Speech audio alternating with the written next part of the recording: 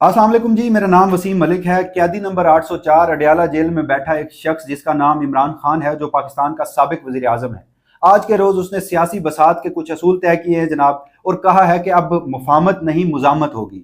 और पहली मरतबा सिपाही सालार army chief general Syed Asim Munir को मुखातिब किया है। बल्कि यूं कह लीजिए कि जैसे इमरान खान पहले कहा करते थे गिरफ्तारी से कबल कि जब वो गिरफ्तार होंगे तो मजीद खतरनाक होंगे, तो आज पहली मर्तबा और अपनी गिरफ्तारी के 9वें महीने में जाकर उन्होंने वाकई ही कुछ खतरनाक काम किया है, कुछ खतरनाक बंद कर दिखाया है। उसकी वजह यह है कि आर्मी चीफ पर बराह रास्त इल्जामात लगाए गए हैं, और आज की जो गुफ्तगू है इमरान खान की, वो मुस्तकबिल का सियासी मंजरनामा तय कर रही है। नजर आ रहा है कि अब ईद के बाद की सूरत हाल क्यों होगी, क्या होगी। और उसके बाद एक और अहम बात वो ये भी है कि आज के रोज ये जो इमरान खान ने पहली मर्तबा आसिम मुनीर को मुखातिब किया है, इसकी मुमकिन वजूहात क्या हो सकती है। इमरान खान को इतना कॉन्फिडेंस आज के रोज ही क्यों आया है, और उसके साथ साथ अब ईद के बाद की जो सियासी बसात और सियासी मंजरनामा मैं आपके सामने रखने जा रहा हूं, जो मुख्तलिफ सिचुएशन से निकाल कर मैं आपके सामने रखूंगा। उसके बाद फिर हम ये डिस्कस करेंगे कि एक तरफ इस वक्त मुल्की सियासत के जो दो फरीक हैं, जिसमें एक फौजी स्टैब्लिशमेंट है और दूसरा इमरान खान है। तो इमरान खान को काउंटर करने के लिए पाकिस्तान की फौजी स्टैब्लिशमेंट या फिर रियासत पाकिस्तान के पास कौन कौन से ऐसे ऑप्शंस बचे हैं। तो ये तमाम तर जो मंजरनामा है ईद के बाद का, मुमकिन तौर पर जो खौफनाक मंजरनामा है, वो आज की इस वीडियो में आपके सामने रखता हूं। सबसे पहले जनाब, आज के रोज अडयाला जेल में 190 million pound Al-Qadir trust case, वो एक वाहिद केस ऐसा बचा है जिसमें अभी तक इमरान खान को सजा नहीं हुई, उसकी इस केस की समाअत थी। उस केस की समाअत जैसे ही खत्म हुई तो हमने देखा कि सोशल मीडिया पर या फिर बिलखसूस वो लोग जो इस समाअत को कवर करने सहाफी वहां पर पहुंचे हुए थे, उनकी जानिब से सोशल मीडिया पर कुछ बयानात इमरान खान से मंसूब होकर चलने लगे, जो वाकई ही बड़े खतरनाक थे, जो वाकई ही पहली मर्तबा इमरान खान ऐसा बोल रहा था। इमरान खान ने ना तो 9 मई के रोज ये बयानात दिए, ना अपनी गिरफ्तारी और 9 मई के दरमियान की जो सूरत हाल बचती है उस दौरान दिए। 9 माह में एक शख्स गिरफ्तार रहा और आज के रोज भी वो हार नहीं मान रहा, और वो इससे कबल भी ऐसे बयानात नहीं देता था, तो आज के रोज ये बयानात दिए। फिर इन बयानात की जो कंफर्मेशन है वो उस वक्त हुई कि जब इमरान खान का जो ऑफिशियल एक्स अकाउंट है वहां पर ये तमाम तर जो बयानात हैं, उनके जो पॉइंटर्स हैं, वो वहां पर पोस्ट किए गए। जब वो वहां पर पोस्ट किए गए तो फिर जो पाकिस्तान तहरीक इंसाफ का ऑफिशियल ट्विटर या एक्स अकाउंट है उससे रीपोस्ट हुई जब ये खबर, जब ये पोस्ट, तो उसके बाद अब आप यूं कह लीजिए कि ऑफिशियली ये मान लिया गया है, तस्लीम कर लिया गया है कि आज के रोज इमरान खान ये सब बोला है।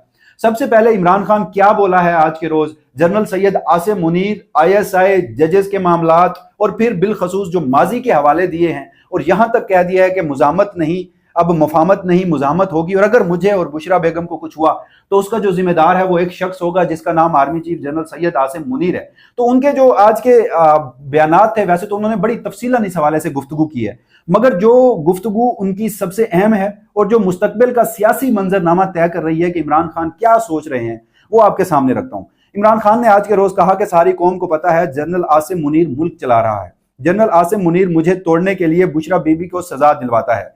मुझे और मेरी बीवी को कुछ होता है तो जनरल आसिम मुनीर जिम्मेदार होंगे। London plan general Asim Munir और नवाज शरीफ के दरमियान था। लंदन प्लान के लिए जजेस की तकर्रियां आईएसआई ने कराई और जजेस को अपने साथ मिलाया। फिर वो कहते हैं कि मेरे खिलाफ जो तोशा खाना केस में इनाम शाह और तोशा खाना का एक और मुलजिम था, उसे आईएसआई ने मेरे खिलाफ वादा माफ गवाह बनाया।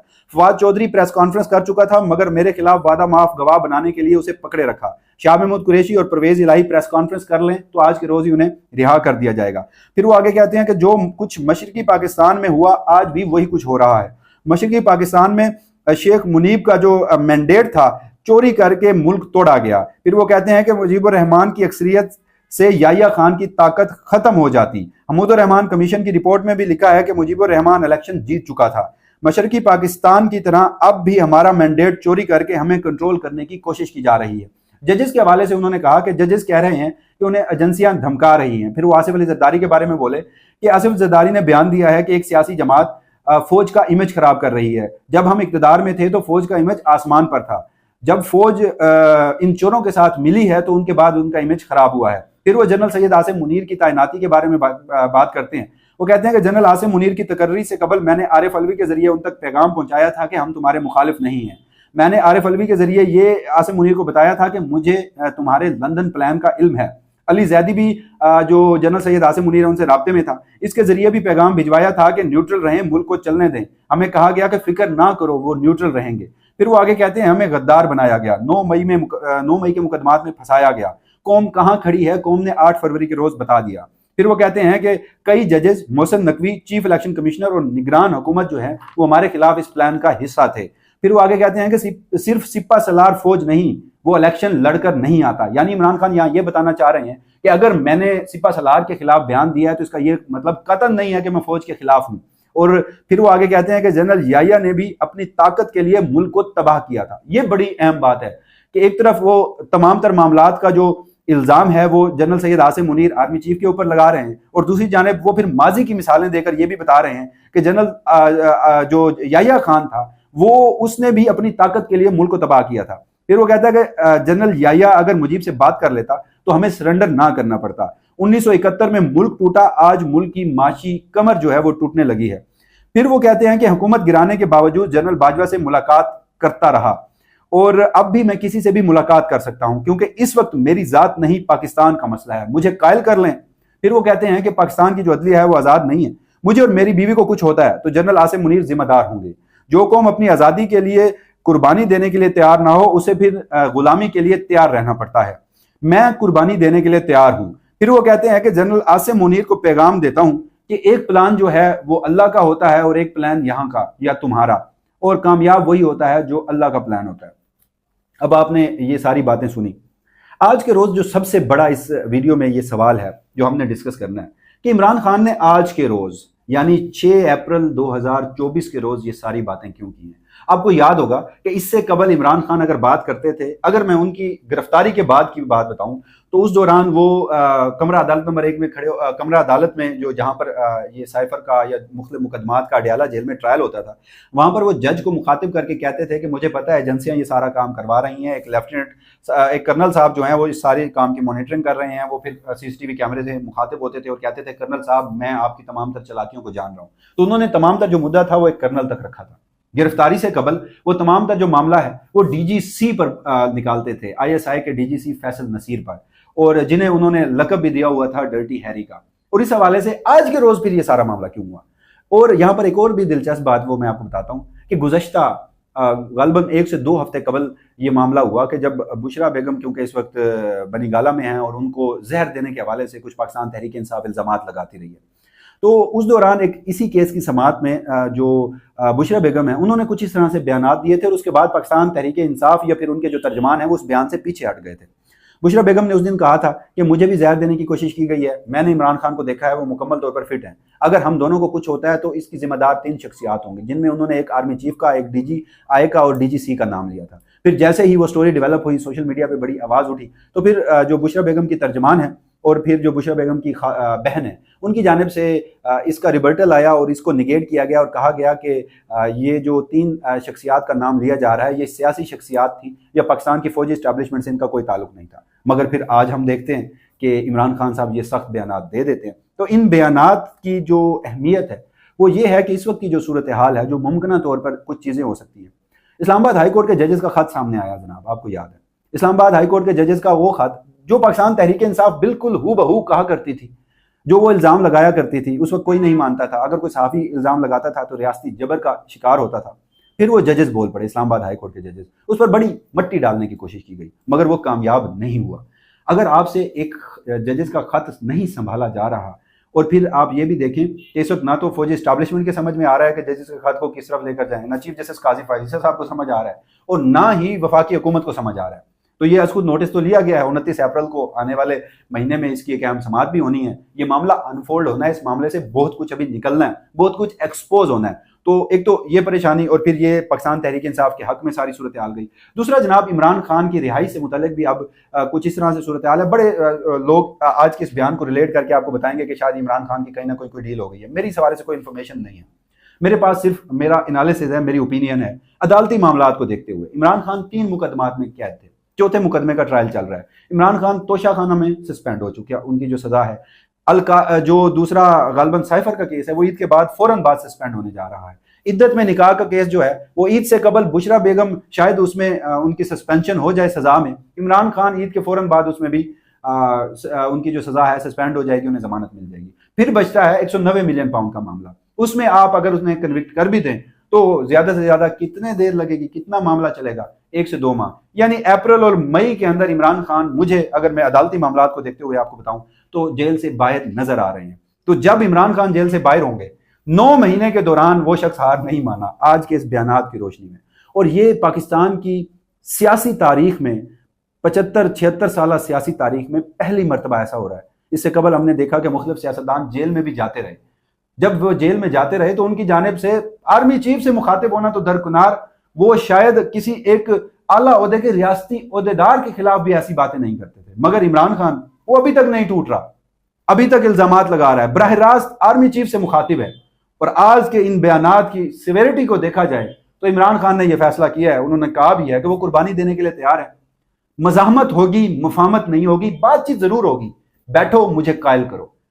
लेट्स सपोज इमरान खान बैठते हैं, कोई बातचीत शुरू होती है, तो इमरान खान अपनी शर्तों में बैठेंगे तो उनकी दो कौन सी शर्तें हो सकती हैं? इमरान खान कहेगा कि 9 मई को रिवर्स करो। 9 मई की वजह से इमरान खान और पाकिस्तान की आवाम के ऊपर जो कुछ गुजरी है, और फिर इमरान खान कहेगा कि 8 फरवरी का मैंडेट वापस दो। तो क्या एस्टेब्लिशमेंट, क्या जिन्हें इमरान खान आज मुखातिब थे वो ऐसा करने के लिए तैयार होंगे? कतन नहीं होंगे।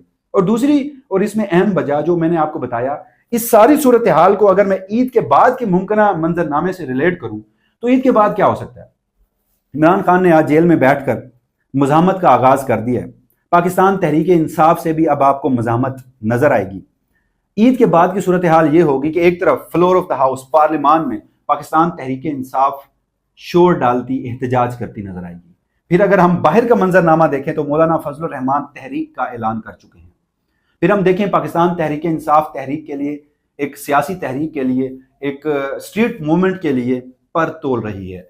उसके अलावा जो दीगर हिज़्ब इख्तिलाफ की जमातें हैं, GDA है, अचकजई साहब हैं, बलूचिस्तान की छोटी जमातें हैं, जमात इस्लामी है, अगर एक तरफ बाहर गलियों में ये एहतजाज हो रहा हो तो दूसरी तरफ फ्लोर ऑफ द हाउस एहतजाज हो रहा होगा। तीसरी जानिब बिजली की कीमतें आसमान तक होंगी, महंगाई काबू से बाहर होगी, हुकूमत इनसे चल नहीं रही, तो मंजरनामा क्या होगा? और दूसरी जानिब पाकिस्तान की अदालतों में जजेस का जो खत है वो डिस्कस हो रहा होगा।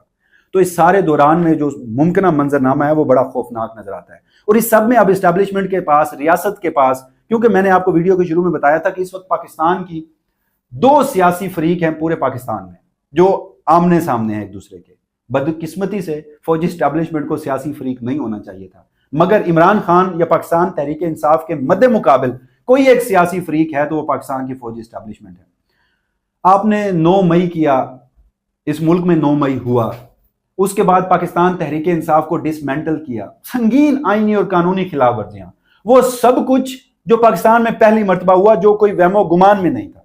आपने जुडिशरी को अंडरमाइन किया, आपने चादर चार दीवारी का तकद्दुस पामाल किया, आपने तमाम बुनियादी इंसानी हकूक को मुअत्तल किया, आपने आईने पाकिस्तान को मुअत्तल किया, आपने उसके बाद तमाम तर कोशिशों के 8 फरवरी के इंतखाबात करवाए, आपने निगरान हुकूमत को उसके मुकर्ररा वक्त से बहुत ज्यादा वक्त दिया, इंतखाबात हुए, उसमें आपने अपनी मर्जी के नताइज भी ले लिए, हुकूमतें भी बनवा ली।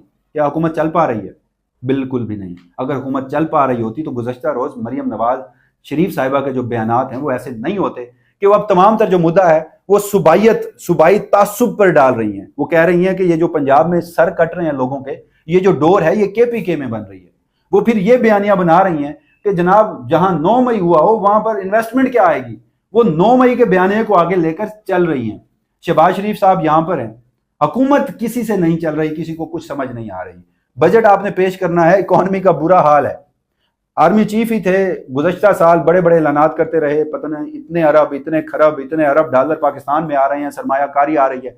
स्पेशल इन्वेस्टमेंट फैसिलिटेशन जो यूनिट है SIFC वो भी बना, टका पाकिस्तान में अभी तक नहीं आया, और मुस्तकबिल करीब में भी ना तो आपके कोई दोस्त ममालिक आपको कोई पैसा देने के लिए तैयार हैं। सऊदी अरेबिया से हाल ही में चिट्टा इनकार हुआ है, और उसके बाद हमारे जो इंटरनेशनली सतह पर मामलात हैं, IMF से मुल्क नहीं चलता। तो फिर आप 9 मई का जो बयानिया है रियासत की जानिब से, फौजी एस्टैब्लिशमेंट की जानिब से, सिर्फ एक 9 मई का बयानिया है उनके पास, तो 9 मई के बयानिए से रियासत नहीं चलती।